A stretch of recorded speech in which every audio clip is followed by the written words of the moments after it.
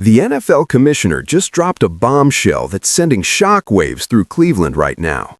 Roger Goodell's cryptic words about Shedeur Sanders and the Browns quarterback situation have everyone asking the same question. Did the league itself orchestrate one of the most controversial draft falls in recent memory? And now, with the Browns in complete chaos, firing their head coach and sitting on 2 first-round picks, Goodell's silence is deafening. What they're not telling you about Shedeur's future in Cleveland could change everything we thought we knew about the 2025 draft. This isn't just about football anymore. This is about power, control, and a young quarterback caught in the middle of an NFL conspiracy that goes deeper than anyone imagined. Before we dive into this explosive story, if you want the real truth about what's happening in the NFL, hit that subscribe button right now. We're exposing what the mainstream media won't tell you, and you don't want to miss what's coming next. Let's rewind to where this all began, because to understand what Roger Goodell is really thinking about Shedeur Sanders' future with the Browns, you need to know the full story of how we got here. And trust me, it's a story that gets more twisted with every detail. February 7th, 2025, NFL Honors Ceremony in New Orleans. The cameras are rolling when something extraordinary happens. Roger Goodell, the most powerful man in professional football, comes face-to-face with Shedeur Sanders, the Colorado quarterback who everyone assumed would be a top pick in the upcoming draft. They shake hands. It seems cordial, professional, but then Shedeur says something that would later take on an entirely different meaning. He tells Goodell, "You gotta let my brother have his way in the league." He's talking about Bucky, his older brother, who's been covering him and his teammates at Colorado and wants to continue that in the NFL. But it's Goodell's response that makes your blood run cold when you hear it now, knowing everything that happened after. The commissioner looks at this young quarterback, this kid who's about to enter the draft, and says 4 simple words: "I'm worried about your dad." Shedeur, confused, asks him what he means, and before we can hear the rest, the video cuts off. What was Roger Goodell really worried about? Was this a warning, a threat, or did the commissioner already know something that nobody else did at that moment? Fast forward to April 24th, 2025. Draft night in Green Bay. The most hyped quarterback prospect since his father, Deion Sanders, was getting ready to hear his name called. Shedeur had posted on social media just hours before, "I'm built for whatever today may bring." That confidence, that swagger, that Sanders family certainty that had carried him through college. He set up an elaborate draft party in Canton, Texas, about an hour east of Dallas. The room was decked out in his brand, legendary. There was a shelf with hats from 20 different teams he thought might draft him: Titans, Browns, Giants, Patriots, Jaguars, Raiders, Jets, Saints, Bears, 49ers, Cowboys, Dolphins, Colts, Falcons, Cardinals, Steelers, Bills, Chargers, Packers, and Vikings. 20 teams. He was prepared for anything. But he wasn't prepared for what actually happened. Roger Goodell stepped to that podium and called out 32 names. Cam Ward, the Miami quarterback Shedeur had trained with, went number 1 to Tennessee. Travis Hunter, Shedeur's own teammate and the Heisman winner, got traded up for and went second to Jacksonville. Then the picks kept coming. Jackson Dart from Ole Miss got selected 25th by the Giants, who traded back into the first round specifically to get him. And Shedeur? He sat there in Canton, cameras capturing every moment of his draft party, watching as his name never got called. Not once. Not in the entire first round. The broadcast showed him standing there, trying to maintain his composure, trying to keep that Sanders swagger intact. But when the first round ended and the cameras turned away, he addressed everyone at his party. "This is fuel to the fire," he told them. But behind those words, you could sense something else: confusion, betrayal, the realization that something had gone terribly wrong. Day 2 of the draft, round 2 begins. The Cleveland Browns are on the clock at pick 33. They need a quarterback desperately. Deshaun Watson's situation is a disaster. This is the perfect spot for Shedeur. But Cleveland passes. Round 3. The Browns are picking again. They take Dillon Gabriel from Oregon, another quarterback, but still not Shedeur. Now it's getting bizarre. The Browns just used a third-round pick on a quarterback when there's a consensus higher-rated prospect still sitting there. Round 4 goes by, nothing.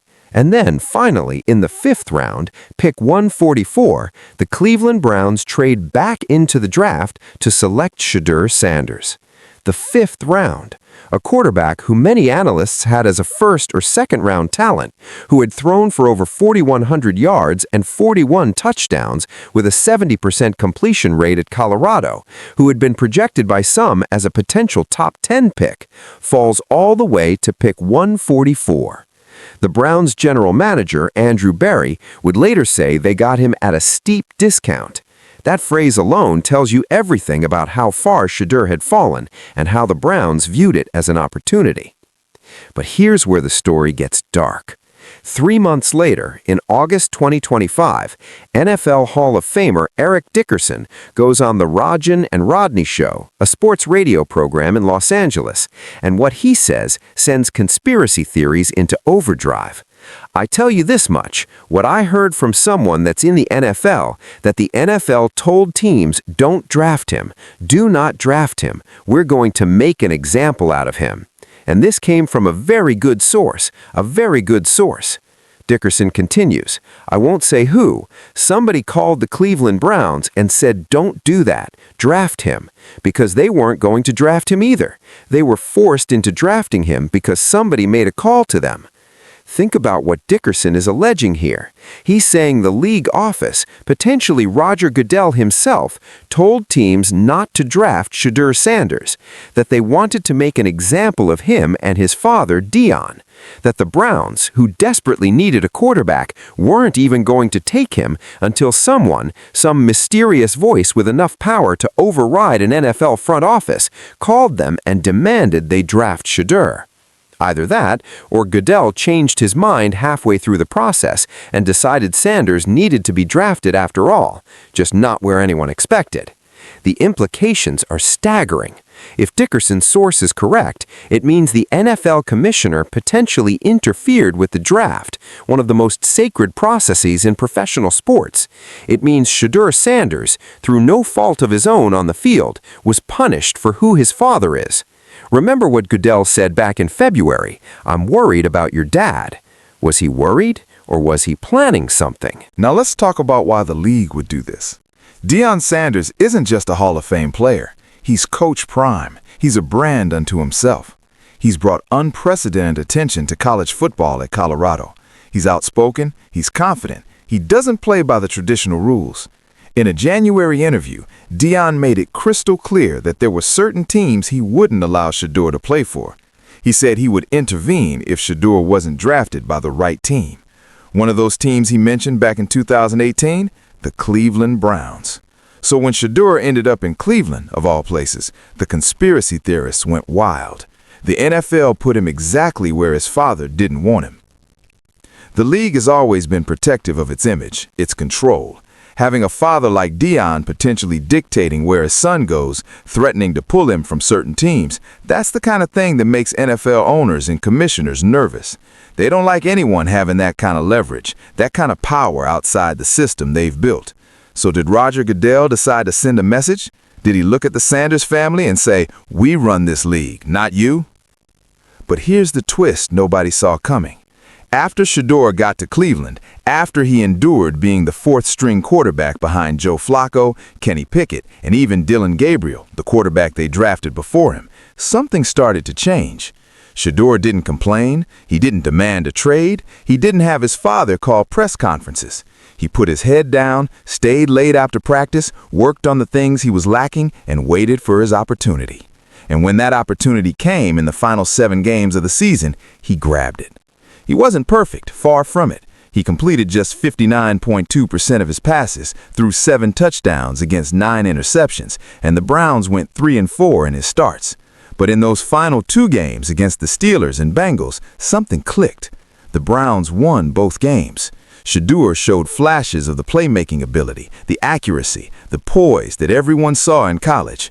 He proved he could handle adversity, that he could survive in Cleveland, one of the toughest markets in football, one of the most dysfunctional organizations in recent memory.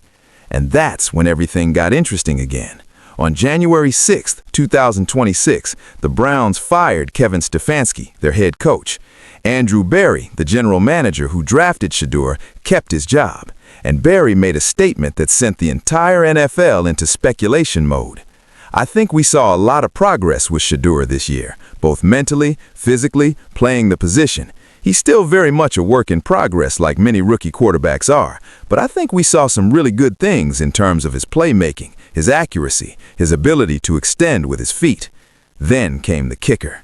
Now, all that being said, we're going to do our work on the quarterback market. I can't tell you today if the starter in 2026 is internal or external.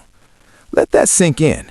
The Browns just fired their head coach. They have the 6th overall pick in the 2026 draft, plus the Jacksonville Jaguars' first-round pick. Quarterback prospects like Fernando Mendoza and Dante Moore are available.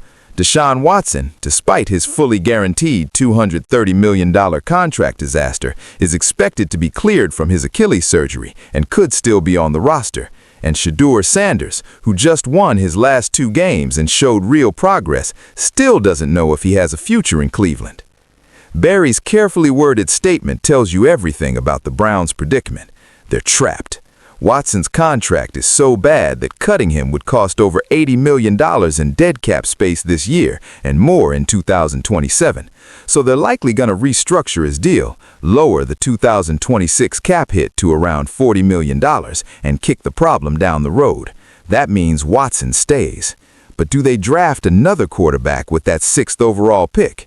If they do, where does that leave Shedeur? Third string again? Trade bait?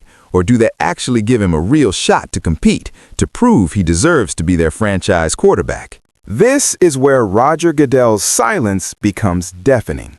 The man who allegedly orchestrated Shedeur's draft fall, the man who said he was worried about Deion back in February, has said nothing publicly about Shedeur's situation in Cleveland.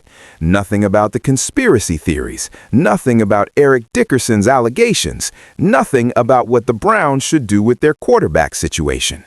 The commissioner, who runs the most valuable sports league in the world, has gone completely quiet on one of the most controversial stories of the past year.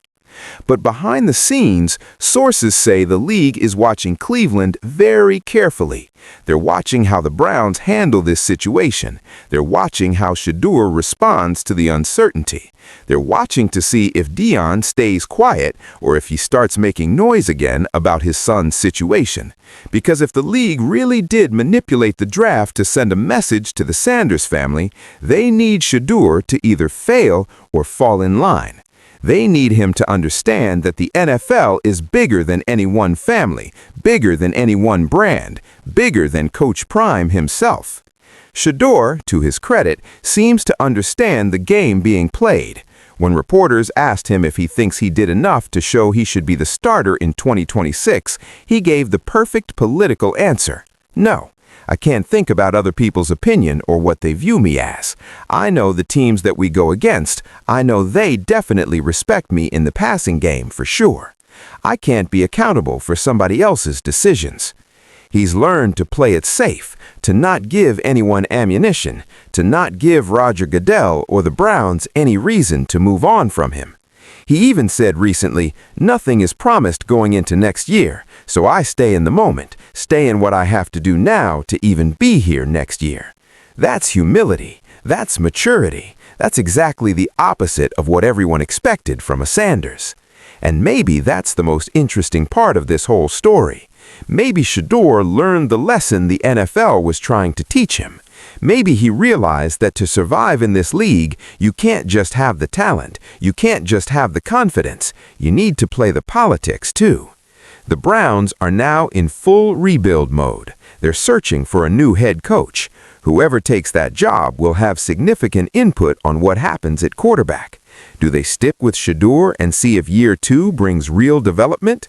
Do they use that 6th overall pick on a quarterback and create another competition? Do they somehow figure out how to move on from Watson's contract and start completely fresh? Every option has major complications. And through it all, Roger Goodell sits in his office in New York watching this unfold. The same Roger Goodell who looked Shedeur Sanders in the eye back in February and said those cryptic words about being worried about his father. The same Roger Goodell who may or may not have orchestrated one of the most controversial draft falls in recent memory. The same Roger Goodell who has the power to influence franchises, to shape narratives, to control the direction of the entire league. What's he thinking now? Is he satisfied that Shedeur learned his lesson? Is he concerned that the Browns are about to waste a talented young quarterback? Does he even care? The truth is, we may never know. Goodell isn't going to come out and admit to anything. Eric Dickerson's allegations will remain just that, allegations. The Browns will make whatever decision they make, and they'll say it's based purely on football. And Shedeur Sanders will either get his chance to prove himself in year 2, or he'll become another cautionary tale about what happens when you cross the NFL establishment. But here's what we do know. The Browns finished 5-12 this season.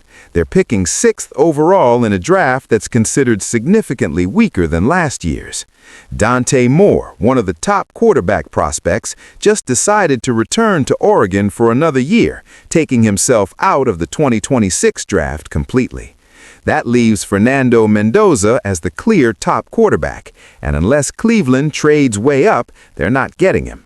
The other options in their range aren't necessarily better than giving Shedeur Sanders a real shot. So maybe, just maybe, the football gods are forcing the Browns' hand.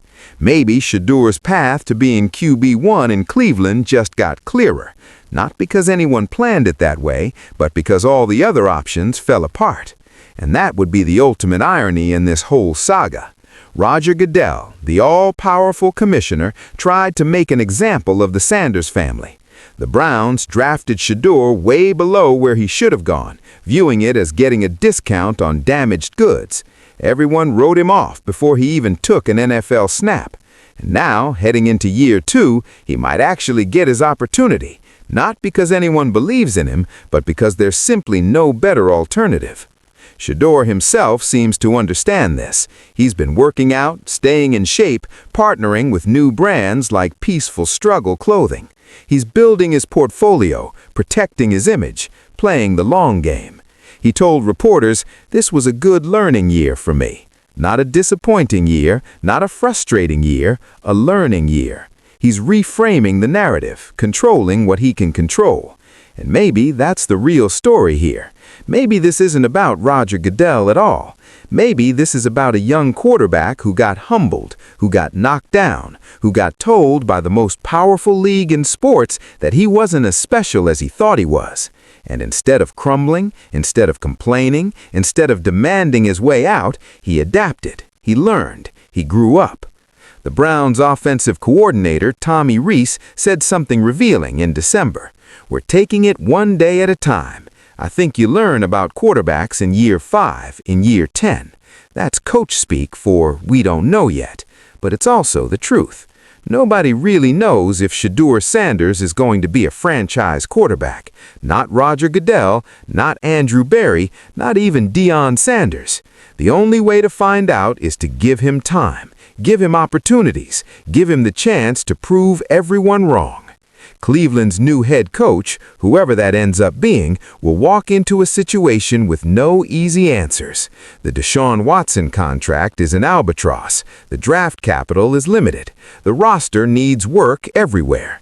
But there's one thing they'll have: a hungry, motivated, talented young quarterback who has already survived more adversity in one season than most quarterbacks face in their entire careers.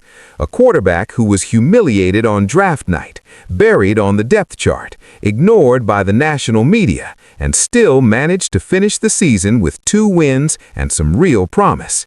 That's the quarterback Roger Goodell needs to be thinking about right now. Not because Goodell cares about Shedeur Sanders' career, but because if Shedeur succeeds, if he becomes a star in Cleveland, if he leads the Browns to relevance, it completely undermines whatever message the league was trying to send. It proves that you can't keep a talented player down just because you don't like his family. It proves that the Sanders brand is bigger than Roger Goodell's authority. It proves that sometimes the underdog wins. And that's what makes this story so compelling heading into 2026. This isn't just about whether Shedeur Sanders will be the Browns' starting quarterback. This is about whether a young man can overcome a system that tried to break him. This is about whether Roger Goodell's NFL is as all-powerful as it seems. This is about whether the Browns, a franchise that's been dysfunctional for decades, can finally get quarterback development right. This is about whether Deion Sanders, Coach Prime himself, can watch his son succeed without interfering. This is about so many things that go way beyond football. The Athletic's Zach Jackson reported that the early signs point to Shedeur getting to compete for the starting job in 2026, with Watson likely staying on the roster and possibly another quarterback addition in the middle rounds. That's a crowded room. That's another competition. That's more uncertainty. But it's also an opportunity. Shedeur has already proven he can handle the politics, the pressure, the doubt. Now he needs to prove he can handle the on-field competition and emerge as the clear starter. Browns fans, who have suffered through decades of quarterback disasters, are cautiously optimistic. They've seen the flashes. They've seen the arm talent, the mobility, the leadership potential. They've also seen the mistakes, the interceptions, the inconsistency. But for the first time in a long time, there's at least hope that maybe, just maybe, they found something in that fifth round, something that Roger Goodell and 31 other teams missed or deliberately ignored. Shedeur's rookie statistics tell only part of the story. 1,400 yards, 7 touchdowns, 10 interceptions in 7 starts. Those aren't impressive numbers, but the context matters. He was playing behind a makeshift offensive line. He had limited weapons. He was in an offense that was designed for veterans, not rookies. And he was playing for a coaching staff that was already on its way out. Given all that, the fact that he didn't completely fall apart, the fact that he won those last 2 games, the fact that Browns GM Andrew Berry saw progress worth mentioning, that means something. Roger Goodell and the NFL establishment might have thought they were sending a message by orchestrating Shedeur's draft fall. They might have thought they were putting Deion Sanders in his place. They might have thought they were protecting the sanctity of the draft process from outside interference. But they may have created something even more dangerous, a motivated, talented young quarterback with a massive chip on his shoulder and something to prove. And that, ultimately, is what makes this story so explosive heading into 2026. The Browns are chaos, Goodell is silent, Shedeur is hungry, and the entire NFL is watching to see what happens next. Will Cleveland give him a real shot? Will he seize it if they do? Will Roger Goodell ever address the allegations about draft interference? Will Deion stay quiet, or will he speak out if his son doesn't get treated fairly? Nobody knows the answers yet, but what we do know is this: Shedeur Sanders' story is far from over. The kid from Colorado who fell to the 5th round, who was allegedly blackballed by the NFL, who ended up in Cleveland of all places, is still standing. He's still fighting. He's still believing. And in a league that tried to make an example of him, he's about to get his chance to make an example of them. That's where things stand right now with Shedeur Sanders and the Browns. It's a story that's still being written, with major decisions coming in the next few months that could shape his entire career. We'll be following this closely and bringing you updates as they happen. It's important to note that the information in this video is based on reports from various sources, ongoing developments in the NFL, and statements from players, coaches, and analysts. The allegations about league interference in the draft remain unconfirmed by the NFL, and Roger Goodell has not publicly addressed these specific claims. As always, situations in professional sports are fluid and subject to change. What happens next with Shedeur Sanders and the Cleveland Browns is anyone's guess. But one thing's for sure, this story you'll want to keep watching.